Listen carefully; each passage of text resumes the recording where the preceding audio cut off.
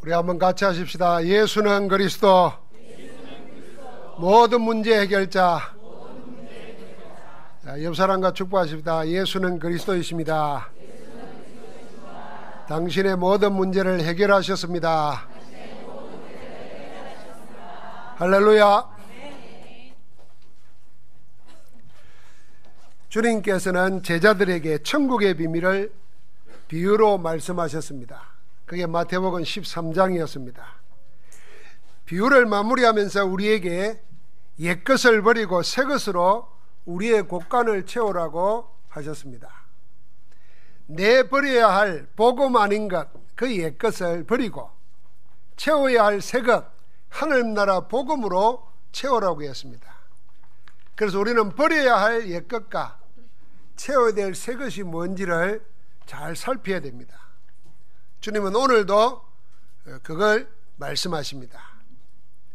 천국의 비유 이후에 마태복음 14장에서부터 오늘 우리가 읽은 16장에까지에는 큰 관심을 끄는 많은 사건들이 숨가쁘게 계속 이어져 나옵니다.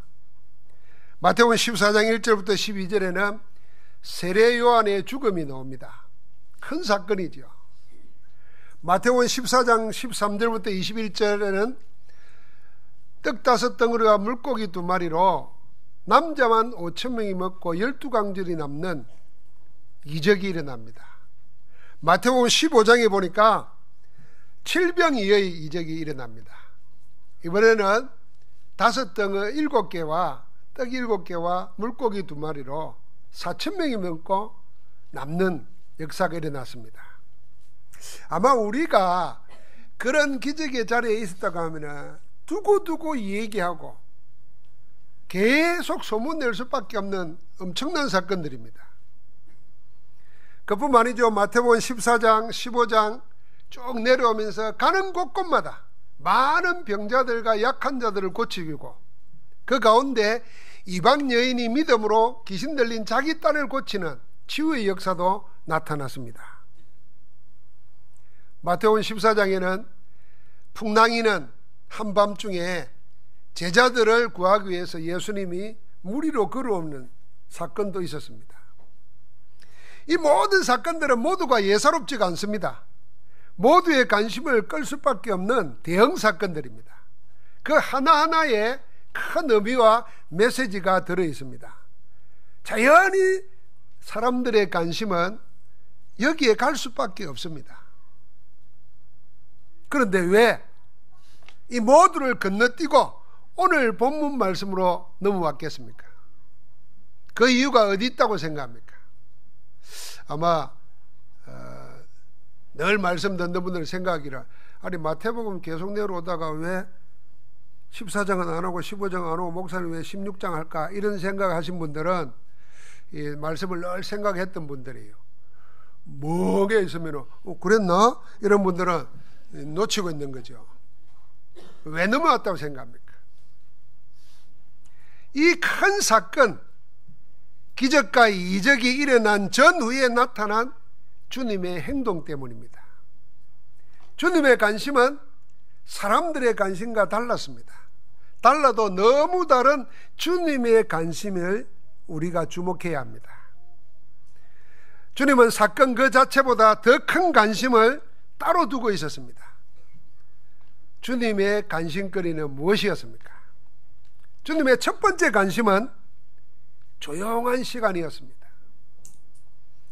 조용한 시간을 가지고 하나님과 함께하는 깊은 기도가 주님의 첫 번째 관심이었습니다.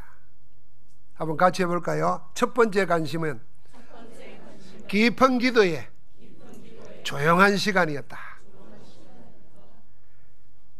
아마 우리도 살아가면서 막 바쁘게 일하거나 스트레스 받거나 지치면은 혼자 좀 조용히 있고 싶다, 이런 생각 들 때가 많을 겁니다. 그런데 주님은 이런 큰 사건들이 계속되는 속에서도 늘 관심은 어디에 있었느냐 하면은, 아이고 힘들다 귀찮다 이게 아니고 주도적으로 개인적인 조용한 시간을 가지는 것, 그게 주님의 관심이었습니다. 마태복음 14장 13절에 보니까 배를 타고 떠나사 따로 빈들에 가시니 그랬어요. 마태복음 14장 22절부터 23절에 보니까 무리를 보내신 후에 기도하러 따로 산에 올라가시니라. 저물매 거기 혼자 계시더라 그랬습니다. 마태복음 15장 29절에는 예수께서 거기를 떠나사 그랬습니다. 여러분과 나 같으면 어떻게 했을까요? 수많은 병자들이 고침을 받고 귀신 들린 사람들이 고침받는 역사가 일어났다면 여러분과 나는 어떻게 했을까요? 여러분이 탁 쳐다보면서 우리 목사님은 이렇게 했을 거야 하는 생각이 드는 게 있겠죠. 떡 5덩어리와 물고기 2마리로 남자만 5,000명을 먹이는, 그리고 12강절이 남는 기적이 일어났다. 그것도 한 번만이 아니고 2번씩이나 그런 기적이 일어났다면 어떻게 하고 있을까요?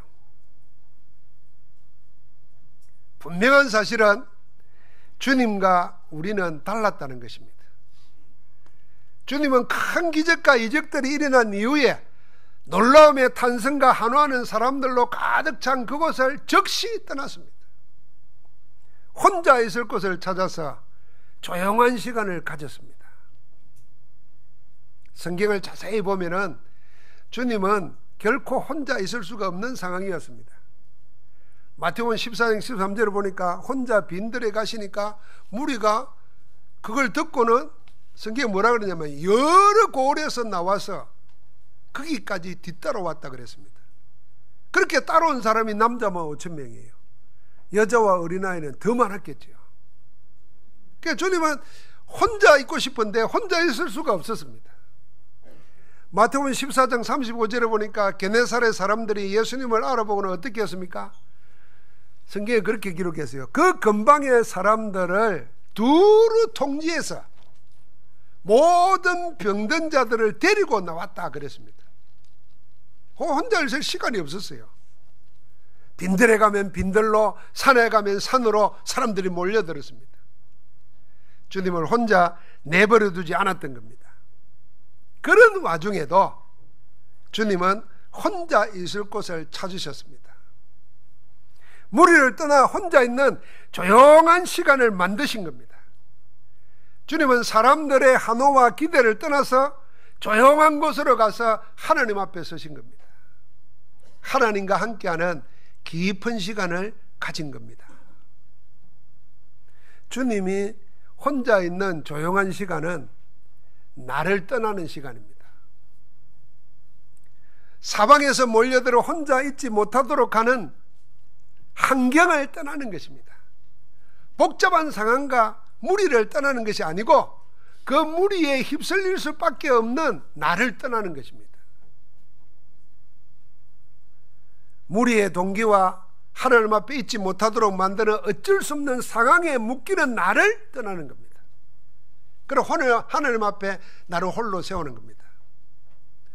여러분 혹시 막 근심거리게 생기고 우울해지고 막 이런 마음이 들면요, 그때는 혼자 조용히 있으면 안 돼요. 혼자 조용히 어디로 가냐면은 나가야 돼요. 나가서 움직이면서 하나님과 함께 해야 돼요. 혼자 조용히 있으라니까 문 걸어 잠그고 혼자 가만히 있는 거, 그걸 말하는 게 아닙니다. 하나님 앞에 나를 울러매고 우울하게 만들고 근심 걱정하게 만드는 그걸 떠나라는 겁니다. 사람들 속에 나를 떠나서 하나님 앞에 홀로 선 나를 찾는 것입니다. 그게 조용한 시간입니다. 사람들은 또 반대로 해요. 막 어려우면 어떤 사람은 막 동창회니 친구니 수다 떠는 대로 막 갑니다. 그래서 거기서 막 떠들면서 잊어버리려고 합니다. 그러고 나서 돌아오면요 더 심각해집니다. 그래서 결코 혼자 있었어도 안 되고 무리 속에 휩쓸렸어도 안 되고 조용한 시간에 하나님 앞에 나를 찾는 것입니다. 그래서 주님의 조용한 시간은 하나님 안에서 나를 찾는 시간이었고 그 시간이 바로 나를 다시 짓는 시간입니다. 우리가 하나님 앞에 조용히 깊은 기도 들어갈 때 하나님은 나를 새롭게 재창조하시는 겁니다. 하나님이 새롭게 만든 나, 그게 내 속에서 날마다 발견되어야 됩니다. 주님의 첫 번째 관심은 오로지 하나님 앞에서 나를 찾고 만나며 새로 짓는 깊은 기도의 시간이 첫 번째 관심 중에 관심이었습니다. 주님은 공생에 시작하시기 전에 홀로 강야로 나가셔서 40일을 금식하며 깊은 기도의 시간을 가지셨습니다. 주님은 무지무지하게 바쁜 나날에도 날마다 새벽 5일어 미명에 홀로 기도하러 산으로 가셨습니다. 마가복음 1장 35절에 그랬습니다. 그게 예수님의 일상이었습니다. 주님은 마음이 슬플 때가 있었습니다. 나사로 형제가 죽었을 때 마음이 상하고 답답할 때가 있었습니다. 그래서 내가 답답하여 죽게 되었다, 그렇게 말할 때도 있었습니다. 그때마다 주님은 홀로 깊은 기도의 조용한 시간을 만들었습니다. 심지어는 죽음을 앞에 두고 혼자서 땀방울이 핏방울 되도록까지 깊은 기도를 하셨습니다. 주님은 홀로 있는 조용한 시간, 깊은 기도로 죽음도 이겼고 답답함도 이겼고 슬픔도 이겨냈습니다. 혼자 있는 조용한 시간, 하나님 앞에서 나를 드리는 깊은 기도가 주님의 첫 번째 관심이었습니다. 여러분, 우리에게 많은 문제들이 일어나면 혼자 못 있습니다. 내 혼자 있어도 혼자 있지 않는 거죠. 근심, 걱정, 염려에 둘러싸여 있습니다. 출애굽한 이스라엘 백성들이 나가다가 홍해에 가로막혔습니다. 뒤에는 애굽의 정예부대가 총출동해서 죽이려고 쫓아옵니다. 피할 길도 없습니다. 그러니까 무리들이 소리를 지르면서 차라리 우리가 애굽에서 노예로 사는 것이 여기 나와서 죽는 것보다 낫다, 하나님 원망하고 탄식했습니다. 그럴 때 모세를 보고 하나님께서 말씀을 주셨습니다. 그 말씀 첫 번째가 뭡니까? 출애굽기 14장 13절 보니까 가만히 있으라 그랬습니다. 사방에 집어삼키려고 하고 위태로운 상황 속에 있는데 가만히 있으라는 겁니다. 그게 조용한 시간입니다. 혼자 어디 모르는 곳에 처박혀 있는 시간이 아니고 그 속에서도 가만히 있는 겁니다. 그러면서 뭐라 그럽니까? 가만히 있으면 어떻게 합니까? 오늘날 너희를 위하여 행하시는 하나님의 구원을 보라 그랬습니다. 하나님이 행하신다는 겁니다. 여러분, 내가 하나님 앞에서 조용한 시간을 가지고 나를 찾고 나를 새로 지으면 하나님이 행하시는 역사가 일어날 줄 믿습니다. 주님의 관심은 그거였어요. 우리 같으면 병자가 무리가 났고 기적이 일어났으면 가만히 못 있지요. 계속 그거 절기지. 어떤 사람은 자꾸 가서 소문내라고 막 그럴 거예요. 주님은 그게 뭔지를 아는 겁니다. 우리 주님의 다음 관심은 하나님이 심으시는 것에 관심이 있었습니다. 한번 같이 합시다. 하나님이 심으시는 것, 거기에 관심하셨다. 마태복음 15장 13절을 보니까 주님이 이런 말씀을 하셨습니다. 심는 것마다 내 하늘 아버지께서 심으시지 않는 것은 뽑힐 것이다 그랬습니다. 이 말씀 보니까 하나님이 심으시는 것이 있고 하나님이 심지 않는 것이 있다는 것입니다. 사람들의 마음속에, 생각 속에 하나님이 심는 게 있는가 하면은 하나님이 심지 않는 것, 그런데 심어 놓은 것 있다는 것입니다. 우리가 마태복음 13장의 비유에 보면은 주인은 알곡을 심었는데 잠잘 때에 원수가 와가지고 악한 자 사탄이 와서 가라지를 뿌렸다 그랬지 않습니까? 유대인들의 관심은 하나님이 심으시는 것이 아니었습니다. 자기 조상들의 전통을 심었습니다. 내 조상들이 대대로 그렇게 믿어왔고 그렇게 살아왔기 때문에 그걸 배우고 그걸로 자기들의 모든 것을 판단했습니다. 그러니까 하나님의 말씀이 아니었습니다. 나중에는 하나님의 말씀을 무엇으로요? 자기들의 간섭, 전통을 가지고 하나님의 말씀을 폐하고 있다 그랬습니다. 마태복음 15장 6절에 보니까 너희 전통으로 하나님의 말씀을 폐하는도다. 주님이 그렇게 말했습니다. 하나님이 심으시는 것은 오직 하나뿐입니다. 그게 뭘까요? 그게 복음입니다. 오직 복음, 이 한 가지만이 하나님이 우리에게 심으시고 계시는 것인 줄 믿습니다. 복음 아닌 다른 것, 그게 세상이 심는 거고 육신이 심는 것이고 사단 마귀가 심는 겁니다. 그래서 주님은 승천하시기 직전에 제자들에게 이 한 가지를 심었습니다. 그게 138이에요. 사도행전 1장 1절에 그리스도. 먼저 성글에는 예수께서 행하시고 성천하신 날까지의 일을 기록했다. 그 내용이 뭐냐면 예수가 그리스도라는 것입니다. 그리스도는 기름 부음 받은 자입니다. 누가 기름 부음 받습니까? 왕, 제사장, 선지자가 기름 부음 받습니다. 왕이 뭡니까? 모든 권세를 가진 것입니다. 왜 왕의 권세가 필요합니까? 하나님 떠난 심령이 사단 마귀에게 잡혀 있습니다. 그래서 안 가르쳐줘도 우상 숭배하는 겁니다. 귀신 섬기는 겁니다. 점치는 겁니다. 굿하는 겁니다. 안 가르쳐줘도 세상 풍속을 따라가는 겁니다. 왜요? 너희 아비 마귀. 그 마귀가 하나님 떠난 영혼들을 붙잡고 삶을 붙잡고 집안을 붙잡고 계속 멸망시키는 겁니다. 그래서 무당은 자기가 점쳐주고 구대주면 능력 나타나니까 돈 버는 것 같습니다. 잘 지켜보세요. 10년 가기 힘듭니다. 그 후손들 속에는 불치병, 귀신 들린 병 계속 일어납니다.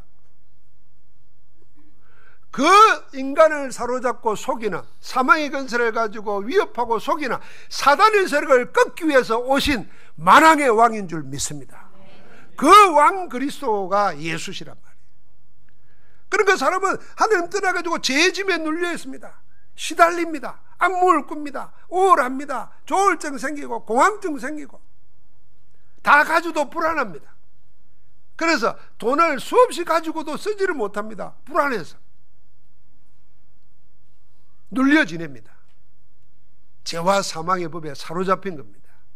그래서 제사장이 뭡니까? 이 죄와 사망의 법에 사로잡힌 우리의 모든 죄를 대신해버리고 해방시키시는 줄 믿습니다. 그래서 우리는 세상 풍속에 저주와 재앙에 눌리지 않는 겁니다. 여러분, 우리는 미신 따라갈 필요가 없어요. 왜요? 해방받은 자라. 여러분, 우리가 모든 구약의 율법에서도 그리스도로 해방받은 것입니다. 이 이단 사입이 사회적으로 문제를 일으키는 교회, 목사 이런 걸 내세워가지고 문제 일으키는 악한 자들 요즘 많이 보죠. 우리나라에서 다 내세우는 게 뭡니까? 복음이 아닙니다. 예수 그리스도가 아니에요. 성경에 있지만은 이미 그리스도가 이루어 놓은 옛 율법을 가지고 얽어맵니다.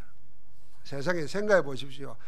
죄 짓는 것 없애기 위해서 부모를 뺨 때리게 만들고 서로 때리게 만들고 그걸 타작마당이래. 그 성경에 태양이 있다는 거예요. 있어요. 근데 모르는 거 아니겠죠. 그럴 필요 없도록 예수님이 우리 대신 죽으신 거예요. 여러분과 내가 우상 세상 풍속에 얽매여서 고통당하지 말라고 주님이 단번에 영원한 제사를 끝내신 줄 믿습니다. 그 이름이 제사장이에요. 제사장.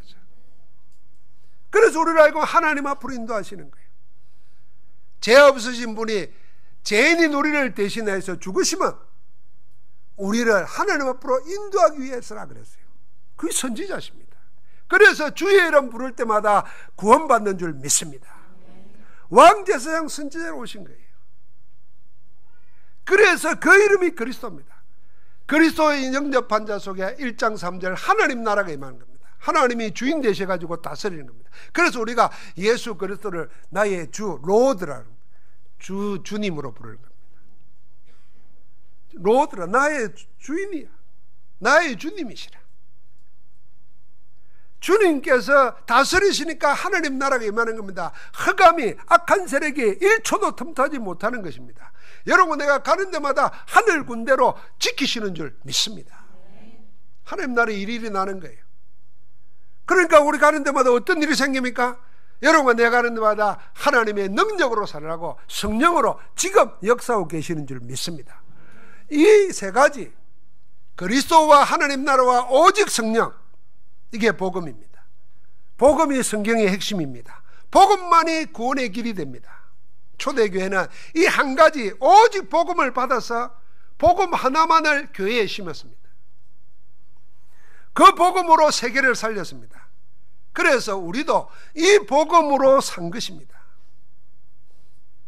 우리는 이 복음만을 심습니다. 복음 아닌 다른 것을 심는 것은 악한 자 마귀의 심부름하는 것입니다. 여러분 마음속에 책을 읽다든지 텔레비를 보고 감동을 받으면 그래 자꾸 말을 하고 싶잖아요. 그러니까 사람들에게 자꾸 말을 합니다. 좋다고 그러고. 나는 이런 것도 조심해야 된다고 생각해요. 음식 먹고 좋은 약 먹고 이거 먹으면 뭐가 좋고 그 사람은요 그 말 하기 전에 내가 이 사람에게 예수는 말했는가 한번 생각해 봐야 돼요. 예수가 그리스도라는 걸 말 안 하면서 양파는 몸에 좋단다. 니 양파 먹어봐라. 양파 전도사입니까? 막 웃으면 건강하다고 웃음도 말하는 사람이 있어요. 장로님이었어요. 그분도 비교적 일찍이 갔어요. 그러니까 우리가 하나님의 자녀라면 양심상 생각해 봐야 됩니다. 그래서 하나님은 그리스도로 모든 문제 다 끝냈는데 이 사람에게 그리스도는 말 안 하는데 자꾸 세상적인 거 먼저 얘기 논다 그러면요 이게 내 영적 상태라. 그러니까 초대교회는 그런 거 몰랐겠습니까? 사도 바울이 그런 거 없었겠습니까? 복음만 말한 겁니다. 유대 종교인들은 사단의 심부름한 겁니다. 그래서 유대 종교인들의 관심은 주님의 관심과 달랐습니다. 마태복음 15장 1절부터 20절을 보니까 그들의 관심은 하나님의 말씀이 아니었습니다. 복음이 아니었어요. 그들의 조상들의 전통이 유일한 관심이었습니다. 이를 악물고 지키고자 한 것이 지금 시대의 눈으로 보면요 정말 가치 없는 겁니다. 오늘도 보십시오. 뭐 가지고 말했냐면은 우리는 음식을 먹기 전에 손을 씻고 먹는다. 그게 조상들의 전통인데 너희는 왜 손도 안 씻고 먹느냐. 이거 가지고 좀 이를 악물고 싸우는 겁니다. 그러니까 우리가 복음 놓쳐버리고 종교에 빠지고 율법에 묶이면요 아무것도 아닌 걸 생명을 겁니다. 그런 거는 다 지나가는 거예요. 누가 해도 상관없는 거예요. 급하면 안 씻고 먹어도 돼요. 안 씻고 먹어도 아무 탈 안 생기는 그가 건강한 사람이에요. 맨날 깨끗이 있는데 감기 콜로라고 그건 문제예요. 지금 유대인들은 예수님 앞에 그거 가지고 싸우는 거예요. 참 우습지요. 지금 생각하면 이거는 말도 안 되는 얘기예요. 우리가 신앙생활하면서 우리가 교회를 통해서 복음을 듣고 살면서 별로 중요하지 않는 것에 목을 걸고 내 인생을 걸고 내 감정을 걸면 말이 안 되는 겁니다. 그런데 이 한심한 일이 지금도 일어나고 있다는 겁니다. 종교인들은 그런다 치더라도 제자들의 관심은 주님과 같아야 할 거 아닙니까? 그런데 오늘 말씀을 보니까 제자들마저도 주님의 관심과는 다른 데 있습니다. 늘 여기에 묶여 있어요. 오늘 우리가 읽은 말씀 보니까 제자들의 관심이 늘 어디에 있어요? 떡입니다. 떡. 떡도 늘 떡이에요. 주님은 지금 영적 메시지를 하고 있는데 제자들은 떡에 가려가지고 메시지를 못 알아듣습니다. 주님은 우리에게 영혼을 속이고 빼앗는 거짓 복음을 주의하라고 거짓 가르침을 주의하라고 하시는데 제자들은 먹을 걱정만 하고 있습니다. 우리가 떡을 안 가져왔더니 주님이 떡 이야기를 하는구나 이럽니다. 분명히 주님은 그랬어요. 떡 이야기 안 하고 바리새인과 사두개인들의 누룩을 주의하라 그랬어요. 그랬더니 우리가 떡을 안 가져왔더니 누룩 이야기하는 것보다 그러니까 누룩 이꼴 떡 이렇게 생각하는 거예요. 이게 사람이요 어느 한 곳에 각인 뿔이 체질되어 있으면 들려도 그렇게 들립니다.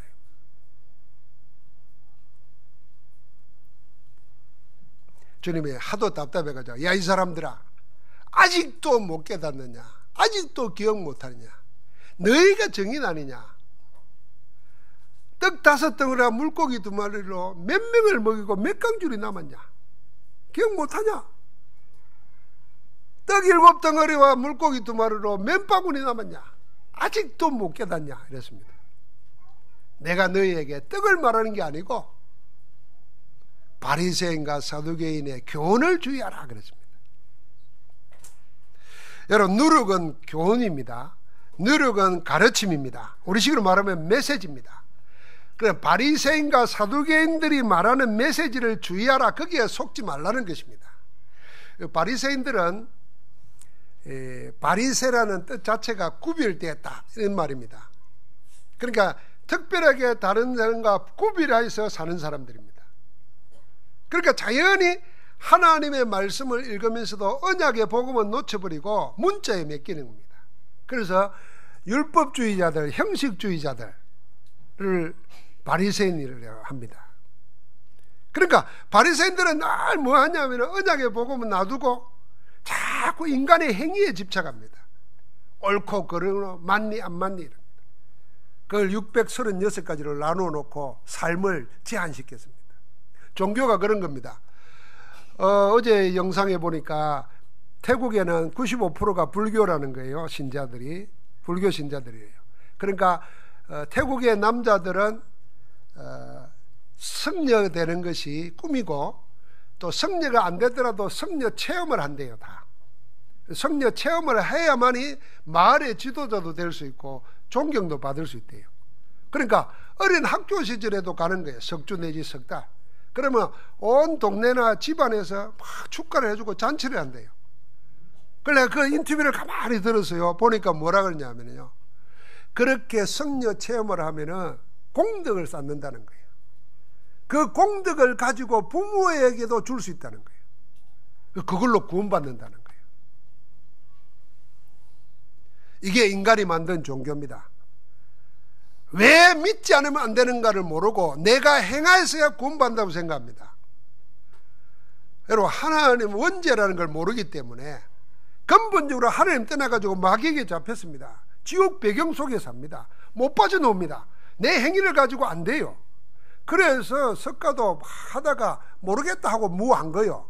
그걸 뭐 깨달았다고 이야기하면 안 돼요. 아, 깨달았어요. 내 힘으로 할 수 있는 게 없구나, 깨달은 거예요. 그런데 뭘 해야 될까 모르는 거예요. 그래서 그리스도를 보내주신 거예요. 우리는 말하지 않습니까? 만약에 석가가 그리스도라면 석가 믿어야 된다니까요. 공자가 그리스도라면 공자 믿어야 돼요. 그 무당이 말하는 강감찬 장군이 그리스도라면 강감찬 영감 믿어야 된다니까요. 아니란 말이에요. 그래서 그리스도는 예수밖에 없어요. 예수가 그리스도다 그러는 겁니다. 깜짝 놀랐어요. 공덕을 쌓고 그 공덕을 남에게도 줄 수 있고. 전에도 얘기했죠. 천주교에서 성인들 이름으로 기도합니다. 성인들은 누가 성이냐? 자기 구원할 만큼 공덕이 넘치도록 쌓아가지고 남은 공덕으로 다른 사람을 도와줄 수 있단 말하는 거예요. 똑같아요 지금.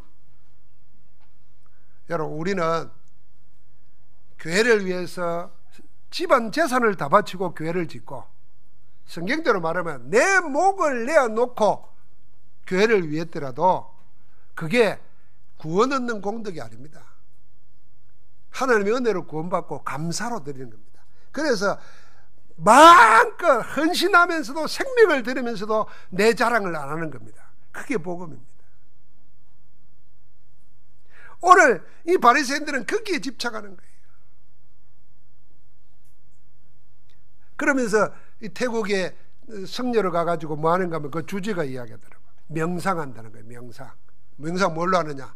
자기도 알지 못하는 인도 옛 말을 가지고 주문해 오면서, 여러분 알아야 됩니다. 복음 없이 생명 없이 명상하면 결국 자기를 버리고 자기를 찾고 자기를 채우고 하다가 귀신 들리는 겁니다. 사람들이 막 힘이 나타나고 남다른 뭐가 집중력이 모이니까 아이들한테 요새 학교도 막 명상을 가르치려고 그럽니다. 큰일 납니다. 영혼이 생명 없이 어느 곳에 집착하면 그게 틀림없이 영적 문제가 따라오는 겁니다. 이 바리새인들은 그러는 거예요. 사두개인들은 또 바리새인과 반대입니다. 이 사람들은 완전 영적 자유주의자들이에요. 이 세속주의자들입니다. 그래서 영도 없고 천사도 없고 귀신도 없고 예수님의 부활도 없다. 그럼 뭐 하겠어요? 자연히 윤리도덕 이야기하고 출세 이런 거 이야기하는 겁니다. 종교를 이용해서 자기 동기를 만족시키고 세상 권력을 세우려고 하는 겁니다. 이런 것이 어디예요? 교회 속에 들어와 있는 겁니다. 여러분, 지금도 사람이 뭐 하면서 구원 얻을 수 있다고 생각하면 그게 바리새의 노력이에요. 또 교회를 이용해 가지고 하나님을 이용해서 자기 동기를 만족시키고 자기 출세를 내세우고 자기 목적을 달성하려고 복음을 이용하면 그게 사두개인의 노력이에요. 하나님이 심으시지 않는 다른 것은 아무리 듣기 좋고 아무리 많은 무리가 따르더라도 알곡이 아니고 가라지일 뿐입니다. 다른 복음이 그런 겁니다. 예수가 그리스도라는 사실을 전가하는 복음이 아니면은 그건 다른 복음입니다.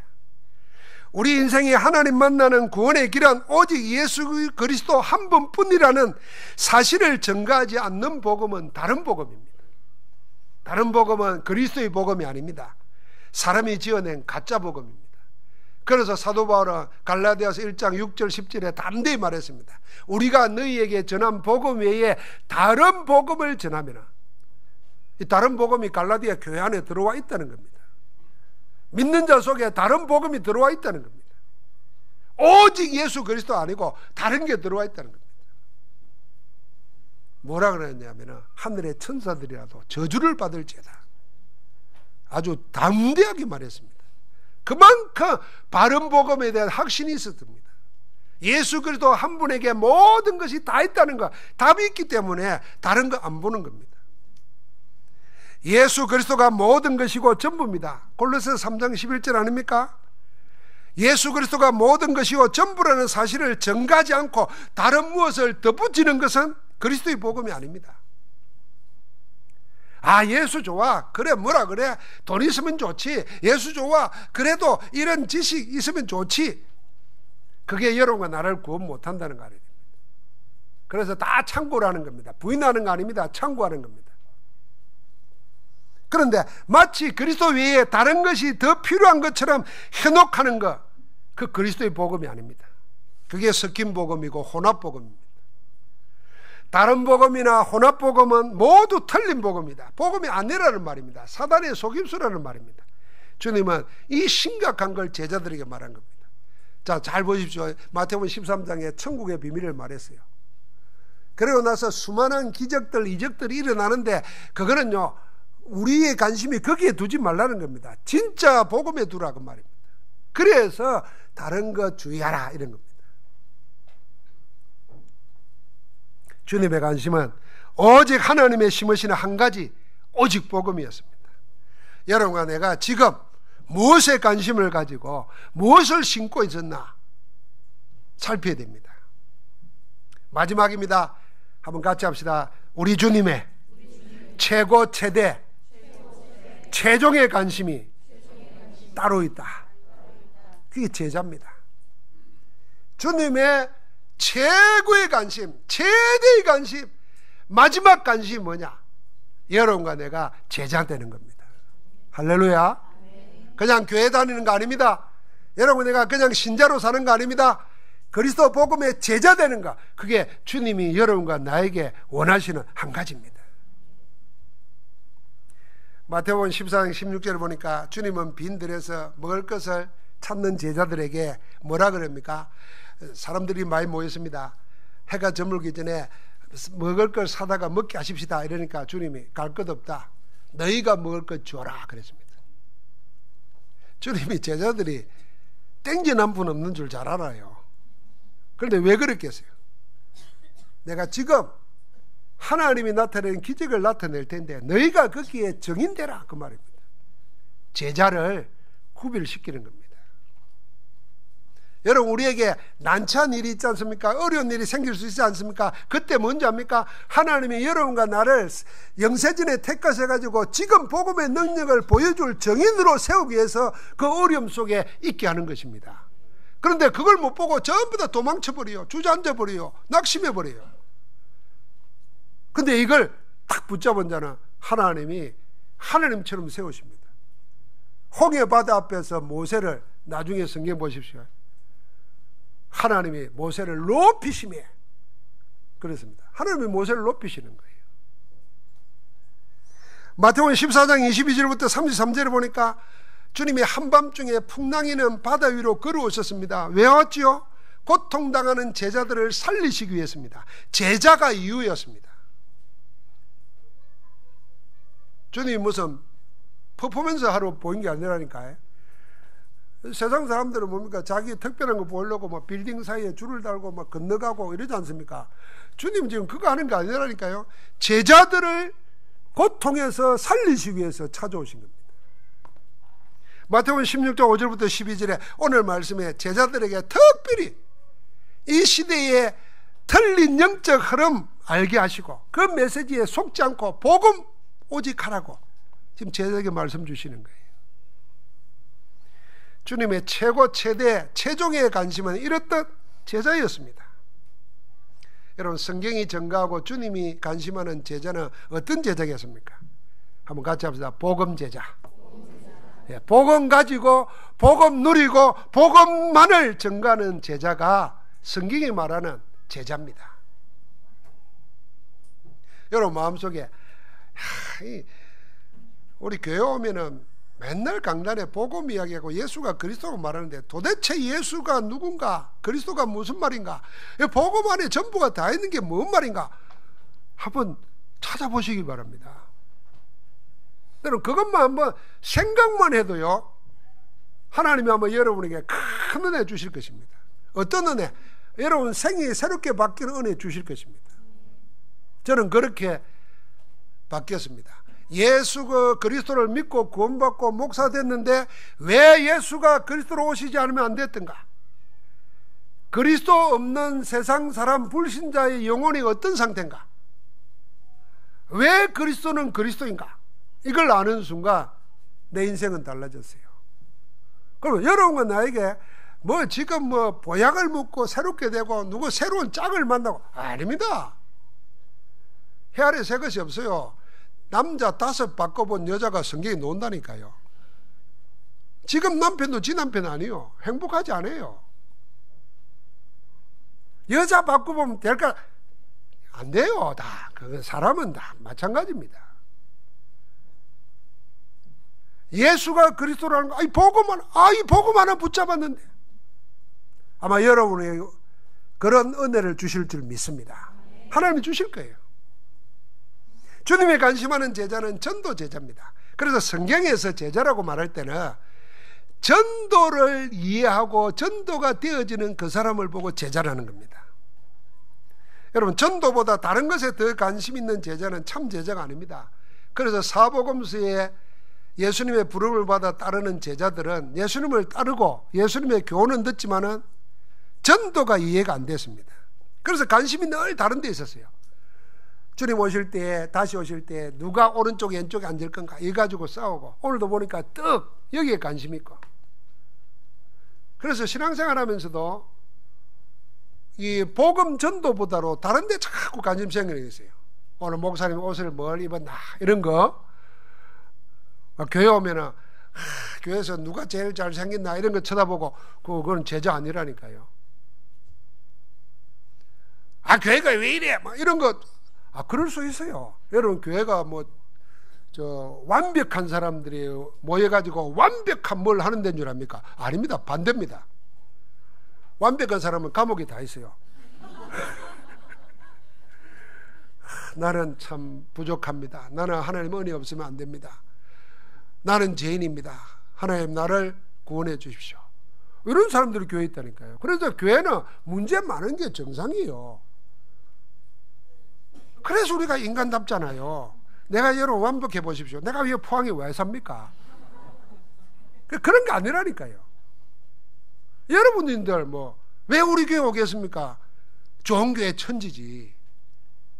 교회당 많은데 훌륭한 사람 많은데 박사 목사가 얼마나 많은데 나는 박사도 아닙니다. 아니라니까요. 그래서 관심을 다른 데 두면 안 돼요.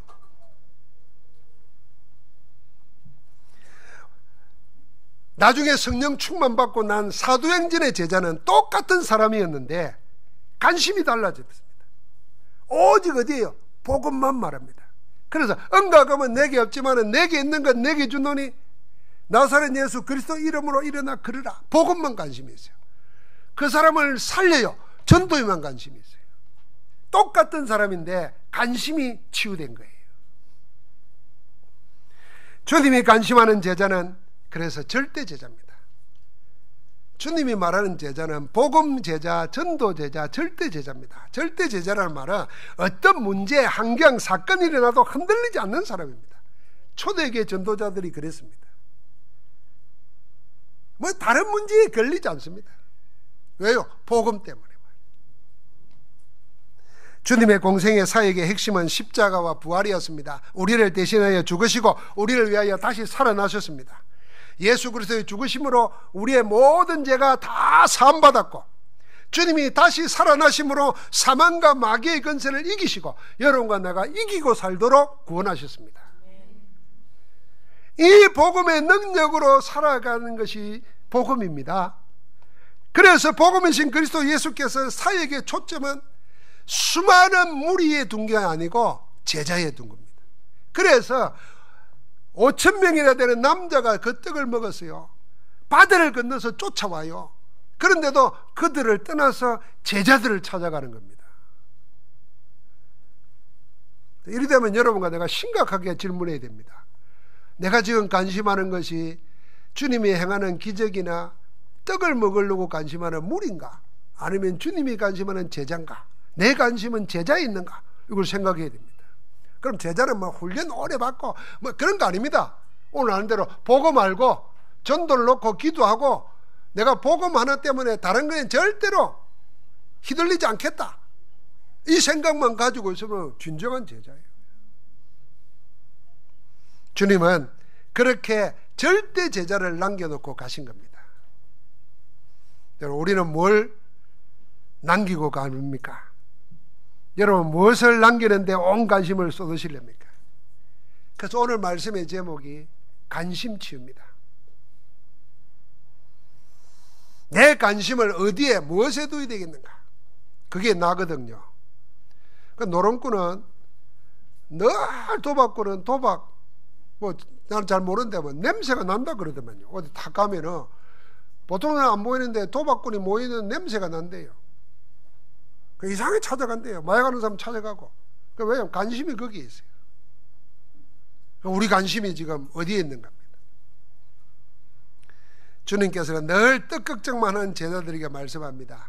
어찌 내 말한 것이 떡의 간함이 아닌 줄 깨닫지 못하느냐. 교회는 그런 데 아닙니다. 주님의 가르침은 복음은 그런 게 아닙니다. 우리의 관심을 진짜 내 관심이 치유될 때 살아있는 신앙으로 바뀌어지게 되고 하나님 앞에서 영적 서밋이 되는 응답을 받아 누리게 될 것입니다. 주님의 관심이 내 관심이 되고 내 관심이 주님의 관심과 하나가 될 때 하나님은 여러분과 나를 인생 작품으로 남기실 줄 믿습니다. 옆 사람 축복하십시다. 관심을 치유받읍시다. 예? 관심 치유.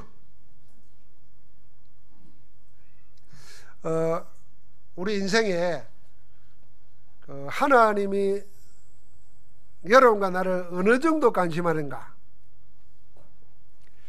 저는 초대 교회 교부였던 어거스틴이 한 말을 참 메시지로 담고 있습니다. 이런 질문을 했어요. 예수님이 온 인류를 위해서 십자가에 못 박혀 죽으시고 부활하셨다. 온 인류를 위해 사랑하셨다.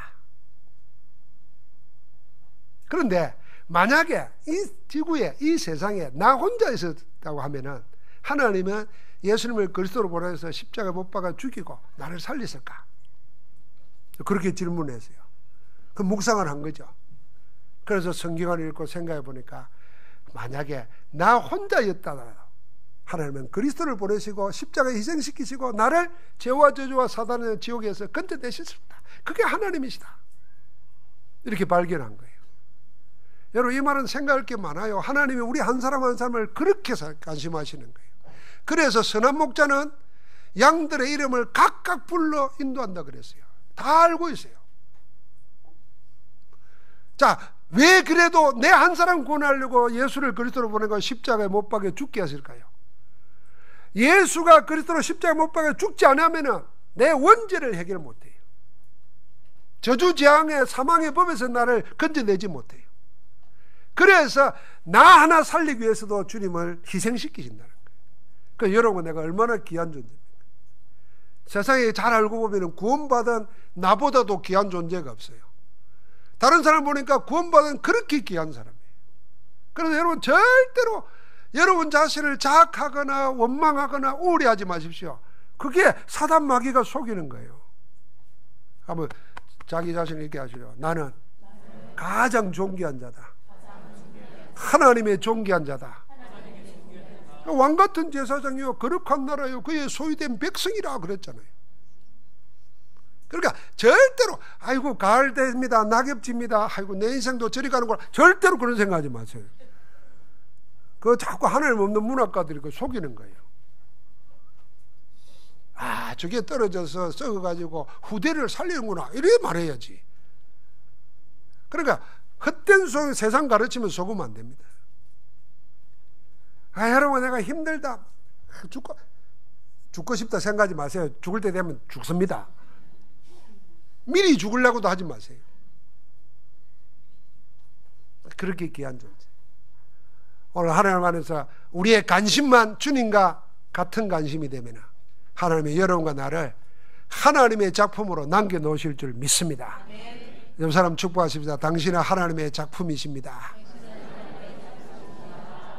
축복하고 사랑합니다.